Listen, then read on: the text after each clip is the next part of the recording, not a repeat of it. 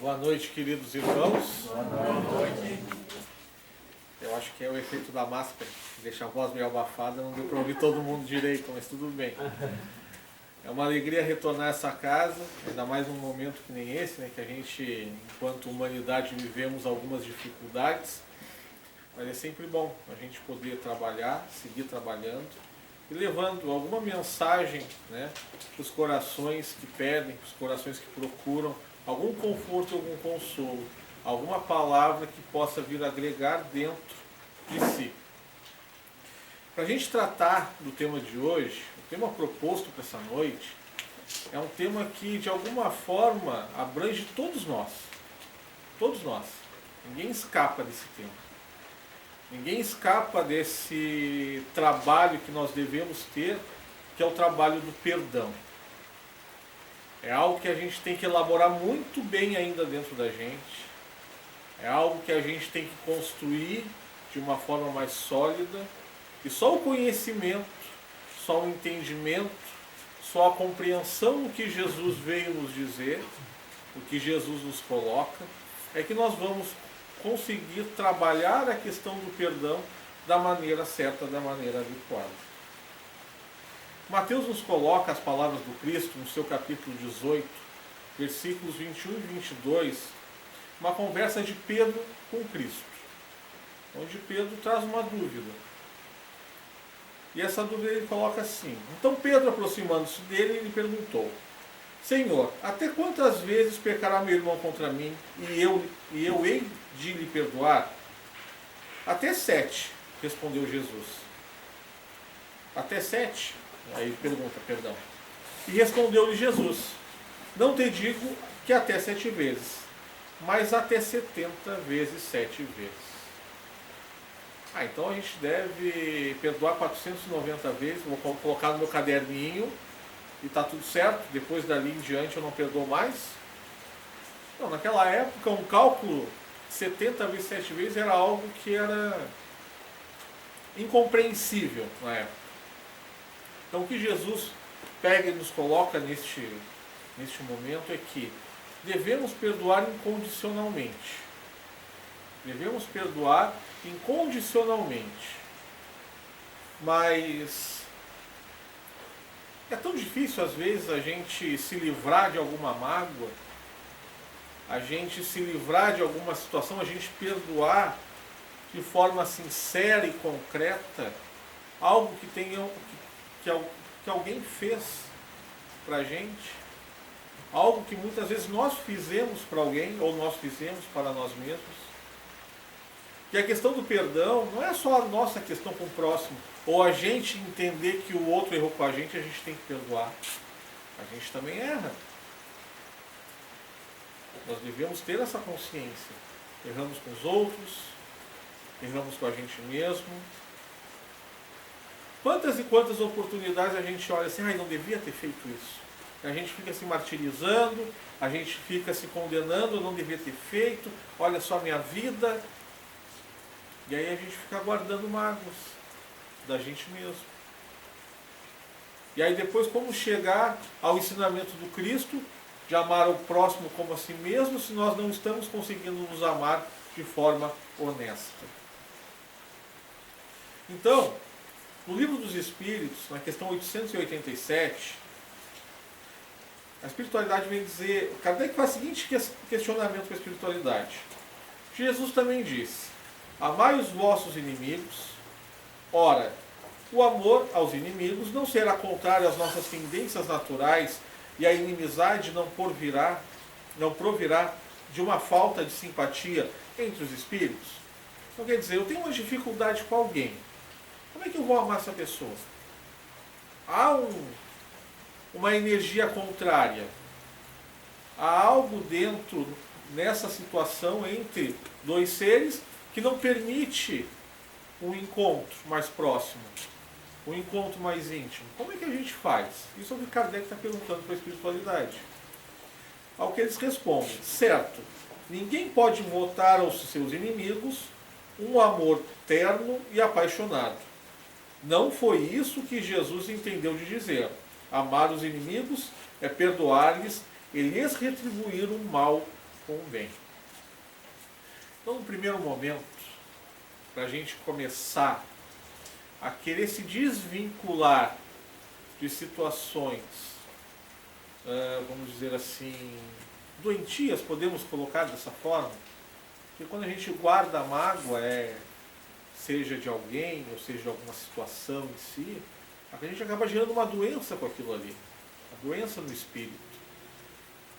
Quando a gente guarda essa mágoa, quando a gente começa a entender que a gente tem que se desvincular disso, a gente começa a melhorar. Mas como é que eu vou começar a trabalhar isso dentro de mim? Eu vou chegar, vou abraçar a pessoa, enfim, mesmo se ainda há uma repulsa? Não. Jesus não pede isso. O que Jesus pede, não deseja o mal. Não faz o mal para aquela pessoa. Se tu não consegue fazer o bem, não tem problema. Não fazendo o mal já é um começo. Porque é um trabalho, muitas vezes, que demanda muito tempo. Isso é algo que a gente tem que trabalhar dentro da gente, que a gente tem que procurar assimilar, procurar entender. E existem alguns estágios para que a gente possa alcançar o limite real do perdão, para que a gente possa alcançar o verdadeiro perdão. Só que não adianta a gente querer ultrapassar etapas aonde a gente não chegou ainda. É um trabalho contínuo. É algo interno, são conquistas internas nossas. A partir do momento que a gente entender e começar a fazer, aí a gente vai para um estágio maior. Por isso, muitas vezes, as dificuldades da vida. Eu estou com um problema dentro de casa. Aí eu vou lá, batalho, não entendo, mas corro atrás, enfim, resolvi. Ai, meu Deus, agora eu estou tranquilo. Vem outro problema maior. Mas, poxa, Deus, não gosta de mim? E aí, como é que é? A gente entendeu aquela etapa. A gente avançou. Para que a gente possa ter outros aprendizados em outras dificuldades. É a mesma coisa que um videogame. A gente está no joguinho de fase lá, passamos, legal, vai para uma fase mais difícil. Agora que tu aprendeu aquela mais fácil, vai para uma um pouquinho mais difícil. E assim a gente vai. Mas será que a questão da mágoa, quando a gente guarda, quando a gente não dá o perdão, será que a ciência consegue nos dizer alguma coisa em relação a isso? Será que a ciência consegue nos trazer alguma coisa que venha de certa forma de encontro ao que Jesus vem nos dizer? Ao que os Espíritos nos dizem, dos nossos comportamentos, o que a gente tem que fazer? Dr. Frederic Luskin, doutor em aconselhamento clínico e psicologia da saúde pela Universidade de Stanford, dos Estados Unidos, afirmou por meio de pesquisas que a raiva revelou ser um risco significativo para a doença cardíaca. Então, para quem guarda raiva, cuidado, meus irmãos. Isso vale também para quem está falando. Cuidado, porque a chance de ter algum problema de coração é grande. Foi feito um estudo com pessoas que tinham a pressão arterial normal, certo? Ninguém tinha problema cardíaco. E nesse estudo, essas pessoas passaram por 5 minutos de raiva.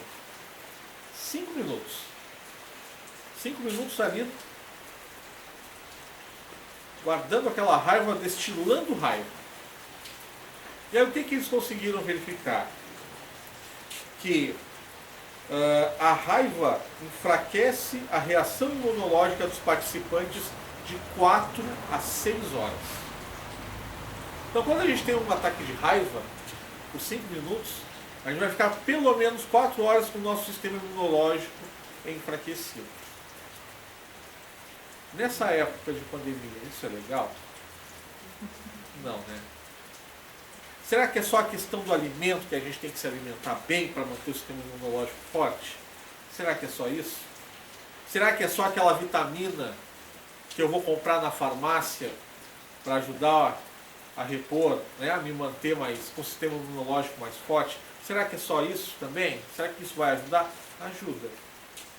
Mas resolve? Muitas vezes pode não resolver.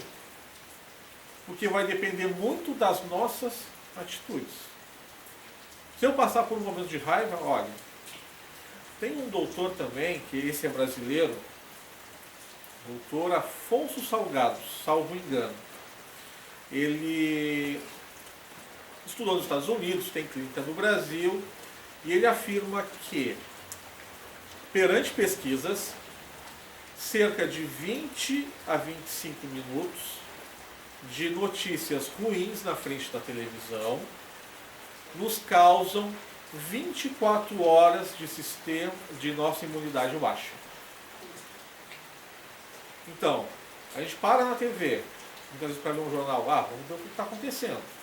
Aí fica ali 1, 2, 3 horas, aí muda de um jornal, acabou o jornal, muda de um jornal para o outro. Não, tem que me manter atualizado.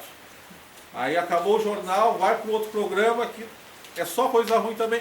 Muda para o outro, mais tarde, jornal da noite, assim vai o dia inteiro. Quanto tempo de imunidade baixa a gente vai ter? Será que isso faz bem para a gente? Aí depois a gente sai na rua, não toma o devido cuidado e de repente acaba contraindo algum tipo de doença. Aí a gente vai botar a culpa em Deus, a culpa nos outros, mas de repente a gente não viu que a gente não, num primeiro momento a gente não se cuidou. Então o primeiro cuidado que nós devemos ter é com a gente mesmo. Nutrindo primeiramente coisas boas, para que nós possamos nos manter fortalecidos, para enfrentar as provas do dia a dia. Senão a gente não vai conseguir chegar a lugar nenhum. No site da Unimed de Campina Grande, tem o seguinte texto dizendo isso, ó. Vários estudos realizados para descobrir as causas de doenças ligadas às emoções e ao estresse acabaram por concluir que problemas como dores de cabeça, eu acho que ninguém tem aqui, dores musculares, muito menos, fibromialgia, isso é um pouquinho mais difícil, gastrite, úlceras, problemas cardiovasculares, hipertensão, problemas gastrointestinais, doenças alérgicas e vertigem podem estar relacionados com a dificuldade de perdoar. Então olha quanta coisa. O simples fato de não perdoar, de não querer perdoar, olha o que pode causar isso no nosso organismo. Isso assim, de alguma forma não está escrito na Bíblia, não está escrito no Livro dos Espíritos, está em locais científicos. No site da Unimed, enfim, em artigos. Isso é questão científica dizendo, o perdão te faz bem. Resolva-se, perdoe, procure perdoar. Porque a partir do momento que a gente perdoa, a gente começa a fazer o bem para a gente mesmo.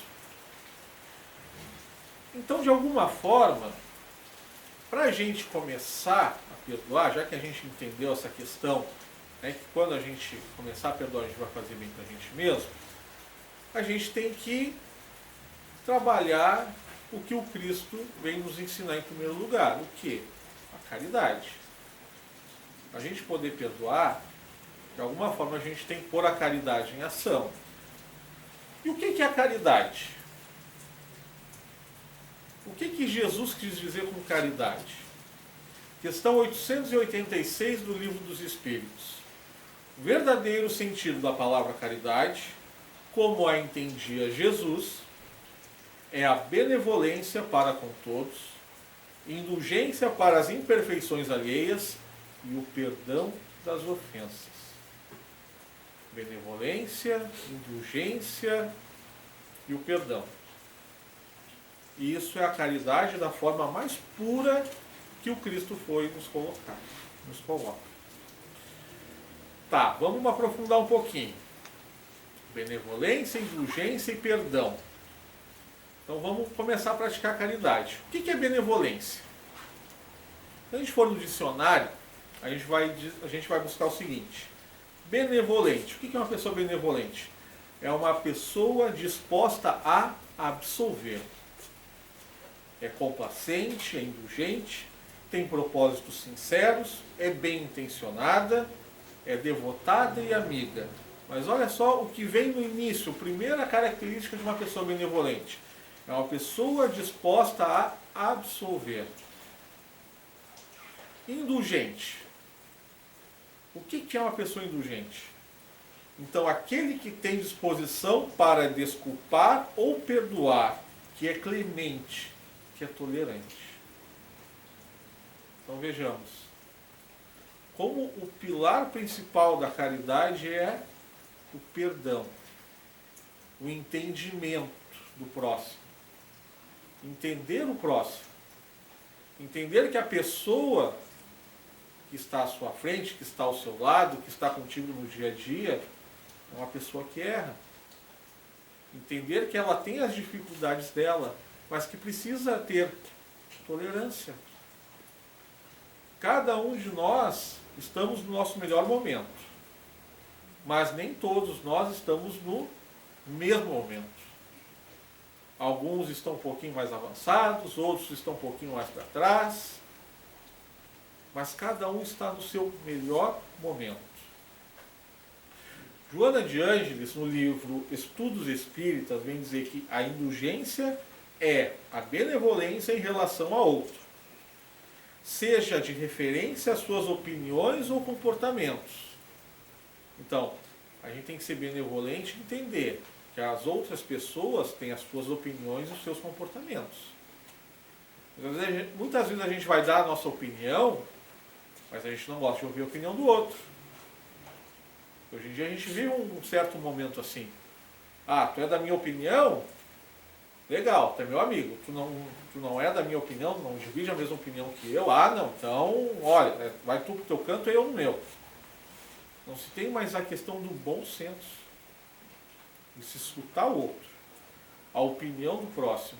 O que ela pode agregar para mim? Ao direito de crer no que lhe aprouver. Então, a outra pessoa tem o direito de acreditar no que ela quiser.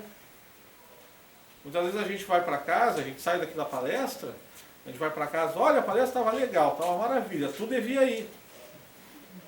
Olha, falaram a palestra inteirinha para ti, ó. Tu devia ter ido, não sabe o que tu perdeu. Depois tu olha no YouTube, vai lá e olha. Porque vai lá e ainda vai lá e compartilha o link. Olha essa palestra. Mas e a gente? O que a gente aprendeu? Que hoje, se de alguma forma estamos aqui, serve pra gente. O que a gente vai colocar em prática? Uma coisa que a gente coloca aqui, que a gente comenta nas palestras, é que a casa espírita é como se fosse um hospital. A gente vem aqui, é como se a gente agora estivesse tomando um remedinho na veia, tá? Aqui, ó. Né? Do lado espiritual, eles vêm aqui e colocam um remedinho na nossa veia. Só que quando a gente vai para casa, a gente sai com um receituário daqui. Não sai com um receituário na mão, mas sai na cabeça. E o que vai fazer a real diferença na nossa mudança é o que a gente faz lá fora. É na oração de 4 em 4 horas que eu tenho que fazer. É no perdão de 1 vez, 2 vezes, 10 vezes ao dia que eu tenho que fazer. O entendimento do próximo que eu tenho que fazer todos os dias. É isso que vai fazer realmente a gente melhorar. Quando a gente vem aqui, a gente sai fortalecido. Opa, vai sair fortalecido para a gente aprender com o nosso receituário. Mas o que vai fazer a real diferença é o que nós colocamos em prática, é o nosso tratamento fora da casa espírita. E ainda ela continua, Joana de Ângeles. Pautando as suas atitudes nas linhas que lhe pareçam mais compatíveis ao modo de ser, desde que não firam os sentimentos alheios. Então, eu posso de alguma forma dar a minha opinião para outra pessoa. E o Chico nos dá uma receita muito valiosa para isso. Quando a gente vai conversar com alguém, quando a gente vai dar algum conselho, quando a gente principalmente aos casais, quando a gente vai ter uma DR com o seu esposo, com a sua esposa, qual é a medida que a gente tem que usar? É um copo de amor e uma colher de verdade. Geralmente a gente chega com uma jarra de verdade. E aí, no máximo, uma pitadinha de amor ali, né? No máximo. Mas a receita é essa, um copo de amor com uma colher de verdade. Falar com amor para que a pessoa entenda. Para que não causam reações extremas. Como é que nós gostaríamos que as pessoas falassem conosco? Será que a gente faz da mesma forma? Então, para isso, a gente também precisa aprender sobre empatia. O que é empatia? Empatia, para que possamos ser indulgentes para com os nossos semelhantes, precisamos aprender a nos colocarmos no lugar do outro.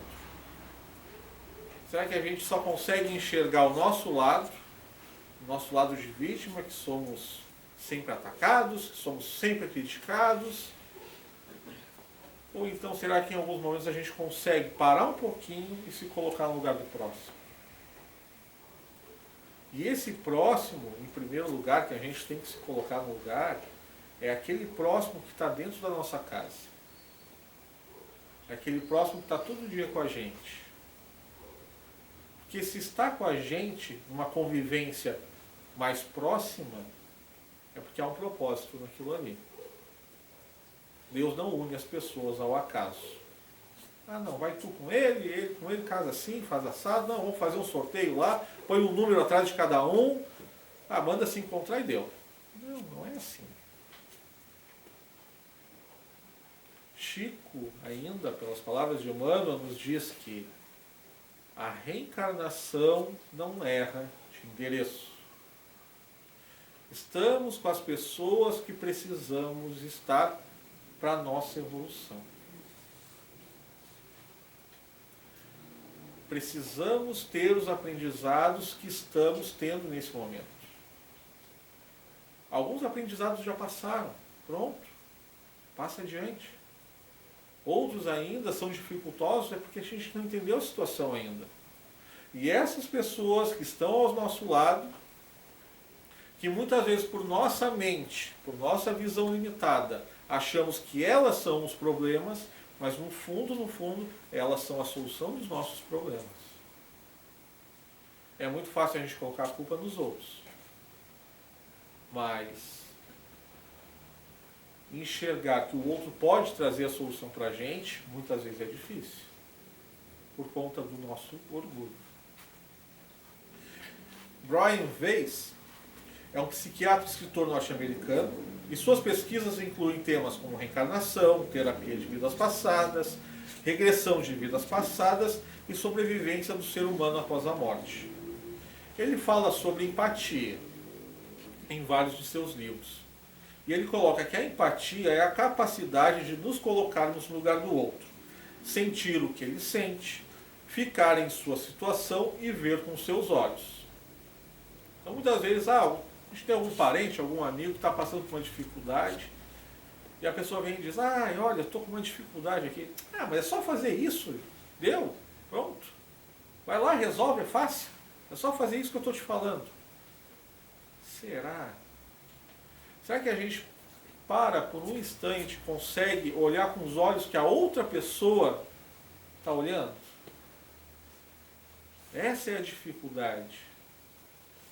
Isso é o mais difícil para a gente. Conseguir enxergar com os olhos da outra pessoa. Porque pela nossa medida muitas vezes é fácil. Mas pela medida do outro. Ficamos felizes com a felicidade do outro também? A pessoa comprou, sei lá, visitou algum parente, achou alguém que não via há muito tempo. Que legal, ó. Será que a gente consegue ficar feliz com a felicidade do outro? Muitas vezes a gente é indiferente. Sofrer com a dor do outro. Às vezes tem alguém que está passando por alguma dificuldade, a gente chega e diz, vai dar uma batidinha nas costas, vai passar, tá? Vai passar. Tomara que passe logo. E aí a gente não consegue entender o sentimento da outra pessoa. Entendemos a raiva de um amigo em algum momento? Ou a tristeza também de um desconhecido? Será que às vezes a gente pode parar na rua, tá andando, tá no ônibus, no carro, enfim, ver alguém sentado debaixo de uma ponte, em algum lugar dormindo, e desejar algo de bom para aquela pessoa? Isso é uma oração. A gente desejar o bem para alguém que a gente não conhece. Colocar uma energia boa em movimento em favor de alguém que a gente não conhece. E ele ainda diz que a empatia é a chave para entender e perdoar as pessoas. Ela é irmã da compaixão e filha do amor incondicional. Então, quando eu entendo que o que o outro está sentindo, eu consigo trabalhar os sentimentos dentro de mim. Que é como Paulo nos diz em uma de suas cartas: já não sou eu mais quem vivo, mas é o Cristo que vive em mim. Não era o Cristo que se apossou dele e estava vivendo, mas era ele que de alguma forma colocava em movimento o sentimento que o Cristo queria. Já tinha uma conexão profunda com os sentimentos do Cristo. Por isso que era o Cristo que vivia dentro dele. Allan Kardec, no livro do Evangelho segundo o Espiritismo, capítulo 10, item 11, vai nos colocar o seguinte: frequentemente, o espírito renasce no mesmo meio em que já viveu, estabelecendo de novo relações com as mesmas pessoas a fim de reparar o mal que lhes haja feito. Será que as dificuldades que nós temos com as pessoas, aquelas maiores dificuldades, mas que a gente hoje olha assim e diz: ah, eu nunca fiz nada para fulano. Será que a gente para pensar: poxa, será que eu já não fiz tanto mal para ele em outras oportunidades, em outras reencarnações? E agora vem de alguma forma tudo isso para mim poder fazer esse resgate? Para mim tentar colocar de alguma forma o sentimento de amor em direção àquela pessoa para recuperar um pouquinho do mal que eu fiz? Será que a gente consegue ter esse discernimento? Hoje eu conversava com uma amiga, que ela é espírita também, e ela está passando um problema bem chato assim com uma irmã. E a gente conversando, e ela estava levando a irmã para o hospital e tal. Ela é uma menina depressiva, a irmã dela. E a gente conversando e tal, e aí ela: olha, eu estou cansada. Ela bem assim para mim: eu estou cansada, eu estou que eu não aguento mais. Mas eu entendo de alguma forma que se ela está na nossa família é porque a gente tem alguma coisa com ela. É porque em algum momento a gente deixou que ela chegasse nesse ponto. E hoje, de alguma forma, é uma oportunidade que a gente tem de conseguir resgatar isso. E esse é um alívio que a doutrina espírita nos traz. É uma claridade nas nossas mentes, nos nossos corações. Imagina se não tivesse esse esclarecimento. Como seria muito mais difícil? Acabaria julgando. Olha, o problema é teu, não tem nada que ver, é depressivo ou tu não é. Eu já estou cansado. Mas a doutrina espírita nos traz esse esclarecimento. Então, para a questão do perdão, meus irmãos, a Wikipédia nos diz o seguinte: perdão é o processo intencional e voluntário pelo qual a vítima passa por uma mudança de sentimentos e de atitudes em relação a uma ofensa criminosa, deixa de lado as emoções negativas, como a vingança, com uma capacidade aumentada de desejar bem ao agressor. Então, em primeiro lugar, é intencional e voluntário. Vai partir de dentro de nós. Quando? Quando a gente quiser. Quando a gente quiser colocar em andamento a questão do perdão nas nossas vidas, a gente vai conseguir. Basta vontade. Então, não vai ser como uma receita de bolo que vai chegar fulano e vai dizer: ó, tu vai perdoar ele. um psicólogo, um palestrante, Chico Xavier, Jesus, como ele já vem nos dias, mas a gente ainda não consegue perdoar, é algo que é interno. Nós temos que movimentar dentro de nós, porque senão aonde estaria o merecimento? Rossandro Klinge, palestrante espírita, ele nos coloca aqui, ele trabalha muito bem, ele é psicólogo, ele trabalha muito bem essa questão do perdão. Para quem quiser aprofundar um pouco o assunto, recomendo assistirem as palestras dele, são muito esclarecedoras. E ele vai dizer que perdão não é o ato de aprovar o erro do outro. A gente não precisa aprovar o erro da outra pessoa para poder perdoar. A gente entende que ela está passando pelo momento dela. Mas nem por isso a gente vai aceitar o erro. A gente tem que dar um tempo, tem que digerir, tem que entender, ter o nosso tempo para a gente se melhorar e aí depois a gente passar para o próximo estágio. Ele também coloca que perdão não é esperar por um pedido de perdão. Muitas vezes a gente pode perdoar, mas a pessoa pode nunca vir pedir perdão para a gente. Mas mesmo assim a gente perdoa. Porque o perdão, meus irmãos, é uma corrente. Quando a gente se magoa, é como se a gente jogasse uma corrente. Por exemplo, a Andréia fez alguma coisa para mim e eu fiquei muito magoado com a Andréia. Nesse momento dessa mágoa, é como se eu jogasse uma corrente naquela situação. Não é na Andréia. É naquela situação que eu estou jogando uma corrente. Aonde eu estou me prendendo. Se a Andréia não vier me pedir perdão pelo que ela me fez, mas mesmo assim eu quiser perdoar, eu estou quebrando essa corrente. Eu estou me levando. Se ela quiser continuar naquele momento, tudo bem. Vai ter o resgate dela? Vai. Precisa ser comigo? Não necessariamente. Se eu perdoar, necessariamente não tem que ser comigo o resgate. Pode ser em qualquer outra situação.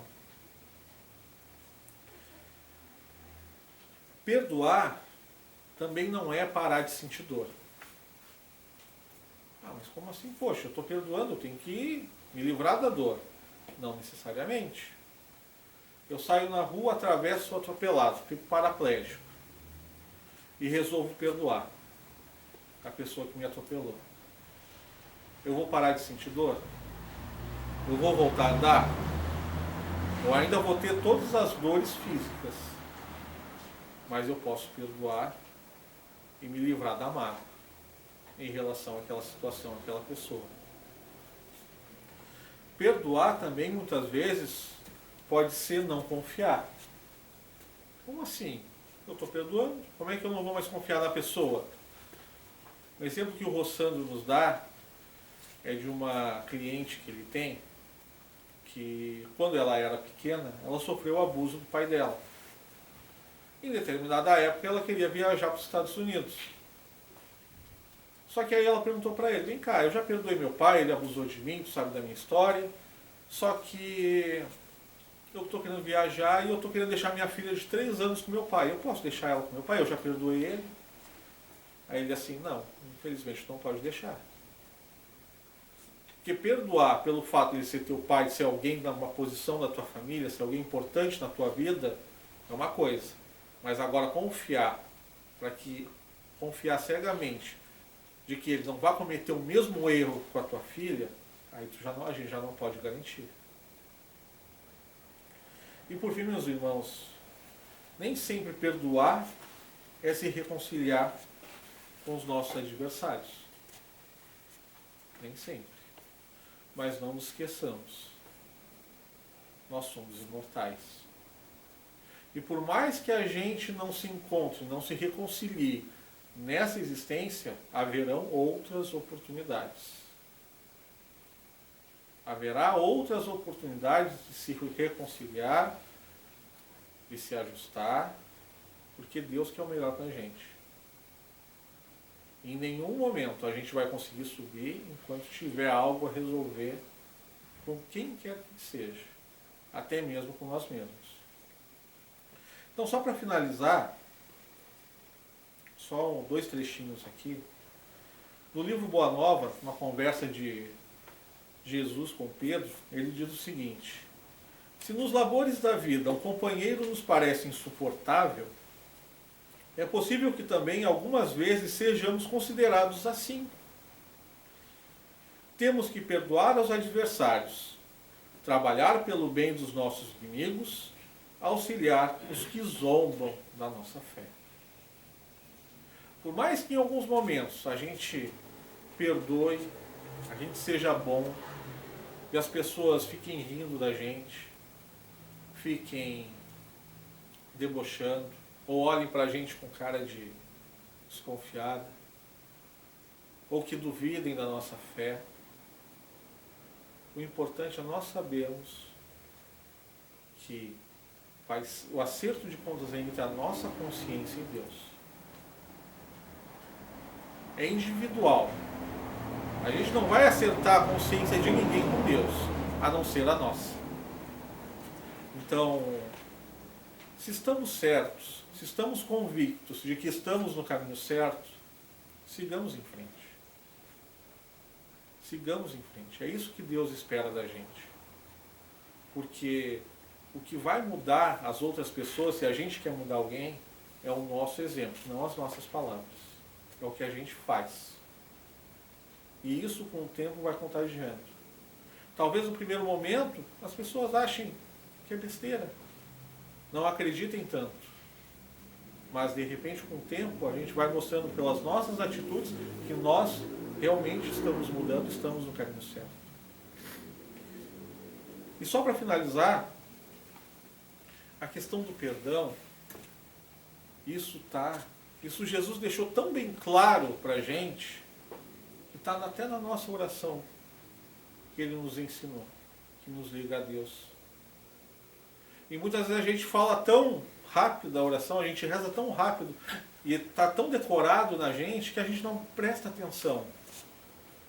E perdoa as nossas ofensas, assim como nós perdoamos aos nossos ofensores. Pai, perdoa-me conforme eu perdoo. Será que eu tenho perdoado o bastante? Será que eu tenho perdoado o suficiente para Deus perdoar as minhas atitudes, os meus erros, as minhas falhas? Então, meus irmãos, já estourei o tempo aqui, essa é a reflexão para essa noite. Possamos todos voltarmos para casa na paz do Cristo. Que todos tenham uma boa noite. Muito obrigado pela atenção de todos.